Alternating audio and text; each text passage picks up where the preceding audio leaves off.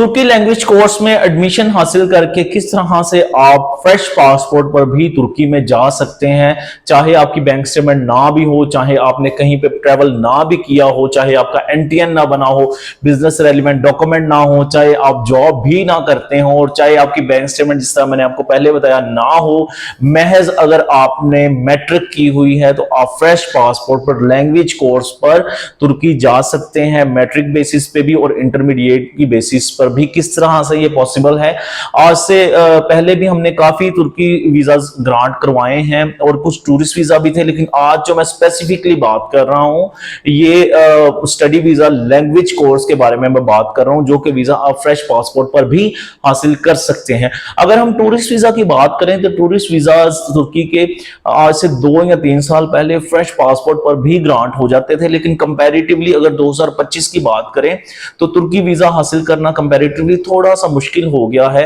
लेकिन अगर आपके पास ये तमाम तर चीजें नहीं है, क्योंकि हमारे पास बहुत सारे क्लाइंट्स ऐसे आते हैं जिन्हें बैंक स्टेटमेंट का बहुत ज्यादा मसला होता है। वो कहते हैं हमारे पास बैंक स्टेटमेंट नहीं है, और सेकेंडली अगर किसी के पास हो तो उसमें ट्रांजैक्शन नहीं होती, और अगर ट्रांजैक्शन हो तो उनके पास करंट बैलेंस जो है वो नहीं होता इतना कि वो अपने बैंक स्टेटमेंट दिखाकर अपना वीजा हासिल कर सके। तो अगर आप तुर्किश लैंग्वेज कोर्स में एडमिशन लेते हैं तो आपकी फैमिली मेंबर में कोई भी, चाहे आपके पेरेंट्स हो, माँ बाप, बहन भाई, इनमें से कोई भी आपको स्पॉन्सर कर सकता है। और उसमें जरूरी नहीं कि आपकी ट्रांजैक्शन बहुत ज्यादा हो, बल्कि अगर आप करंटली बैलेंस को मेंटेन कर लेते हैं, बैलेंस बढ़ा लेते हैं, तब भी आप वो बैंक स्टेटमेंट अटैच कर सकते हैं। क्योंकि बिजनेस पॉइंट ऑफ व्यू से जब आप बैंक स्टेटमेंट अटैच करते हैं उसमें ट्रांजैक्शन भी होनी चाहिए, बैलेंस मेंटेन भी होना चाहिए। लेकिन जब कोई सेकंड पर्सन आपको स्पॉन्सर कर रहा है तो वीजा ऑफिसर ये देखता है कि आपके अकाउंट में या जो आपको स्पॉन्सर कर रहा है उसके अकाउंट में कितना बैलेंस जो है वो करंटली पड़ा है कि आपके एक्सपेंस जो है वो बियर हो सके।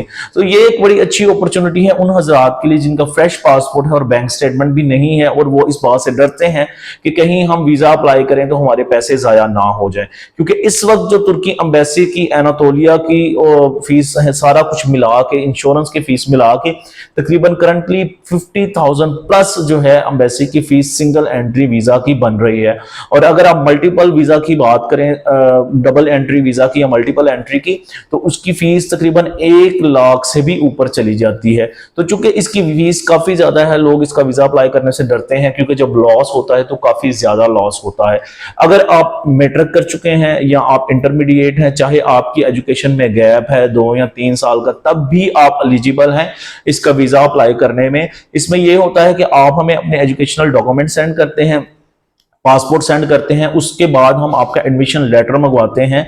एडमिशन लेटर मंगवाने के बाद हम आपका वीजा अप्लाई करते हैं और आप एनातोलिया ड्रॉप बॉक्स सर्विसेज में जाकर अपने वीजा एप्लीकेशन सबमिट करवाते हैं। और उसके बाद जो प्रोसेसिंग टाइम है वो तकरीबन 2 से 3 हफ्ते का प्रोसेसिंग टाइम है। अब तक हमने लैंग्वेज कोर्स से रेलेवेंट जितने भी केसेस जमा करवाए हैं, वीजा रेशो 100% रही है।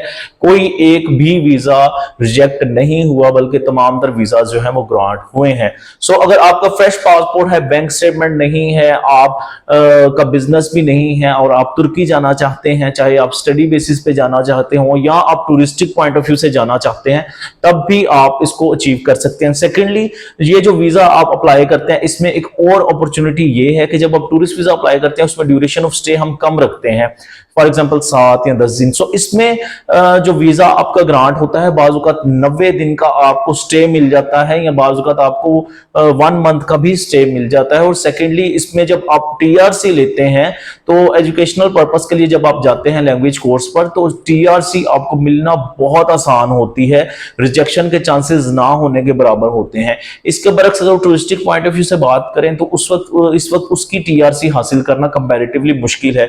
तो अगर हम टूरिस्ट वीजा को और स्टडी वीजा लैंग्वेज कोर्स को कंपेयर करें तो इस वक्त लैंग्वेज कोर्स की वीजा रेशो बहुत अच्छी है। वीजा फ्रेश पासपोर्ट पर ग्रांट हो जाता है, वीजा ज्यादा देर का मिलता है, ड्यूरेशन ऑफ स्टे, वहां पर जाकर वीजा एक्सटेंड कर सकते हैं, रेड कार्ड हासिल कर सकते हैं, टीआरसी जिसे बोलते हैं। सेकेंडली, आप अगर वहां पर लैंग्वेज कोर्स कर लेते हैं और किसी अच्छे इंस्टीट्यूट में आप अपनी एजुकेशन को जो है वो कंटिन्यू करना चाहते हैं बैचलर बेसिस पे या मास्टर बेसिस पे, तब भी आप उसमें एडमिशन लेने के एलिजिबल होंगे और आप थोड़े से पैसों में बेहतर एजुकेशन जो है वहां पर हासिल कर सकते हैं। इससे रेलेवेंट आपको किसी भी किस्म की इंफॉर्मेशन चाहिए हो, आप हमसे फोन नंबर नंबर पर कॉन्टैक्ट करें और हमेशा की तरह valid proper information, updated information आपको प्रोवाइड करते रहेंगे। एक नई वीडियो के साथ आपके सामने दोबारा हाजिर होंगे, तब तक के लिए खुदा हाफिज।